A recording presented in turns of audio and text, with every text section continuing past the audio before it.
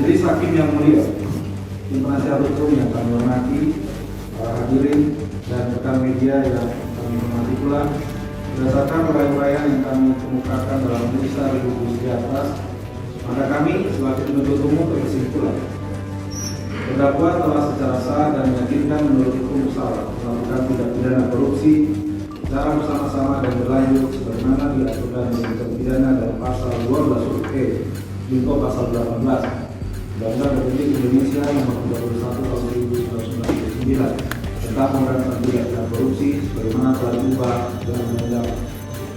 Nomor 20 Tahun 2001 tentang perubahan atas Undang-Undang Republik Indonesia Nomor 31 Tahun 1999 tentang pemberantasan tindak pidana korupsi junto pasal 55 ayat 1 KUHP junto pasal 54 ayat 1 KUHP bagaimana dapat nanti pertama tuntutan pidana. Sebelum kami membacakan tuntutan pidana terhadap terdakwa, bahwa perlu kiranya kami menyampaikan hal-hal yang memberatkan dan yang meringankan yang menjadikan pertimbangan dalam mengajukan tuntutan pidana ini yaitu sebagai berikut. Hal yang memberatkan: terdakwa tidak berterus terang atau berbelit-belit dalam memberikan keterangan. Terdakwa selaku menteri telah mencederai kepercayaan masyarakat Indonesia.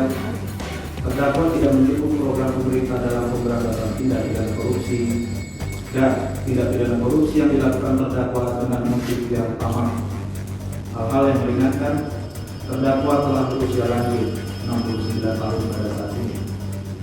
Berdasarkan uraian tersebut di atas dan dengan memperhatikan ketentuan peraturan perundang-undangan yang berkenaan dengan perkara ini, kami penuntut umum dalam perkara ini menuntut supaya Majelis Hakim Pengadilan Tindak Pidana Korupsi pada Pengadilan Negeri Jakarta Pusat yang memeriksa dan mengadili perkara ini memutuskan: 1. Menyatakan terdakwa Syahrul Yassin Limpo telah terbukti secara sah dan meyakinkan bersalah melakukan tindak pidana korupsi secara bersama-sama dan berlanjut sebagaimana diatur dan diancam pidana dalam pasal 12 huruf E junto pasal 18 Undang-Undang Republik Indonesia Nomor 31 Tahun 1999 tentang pemberantasan tindak pidana korupsi sebagaimana telah diatur dalam Undang-Undang Republik Indonesia Nomor 20 Tahun 2001 tentang perubahan atas Undang-Undang Republik Indonesia Nomor 31 Tahun 1999 tentang pemberantasan tindak pidana korupsi junto pasal 55 ayat 1 KUHP junto pasal 4 ayat 1 KUHP sebagaimana dakwaan alternatif pertama.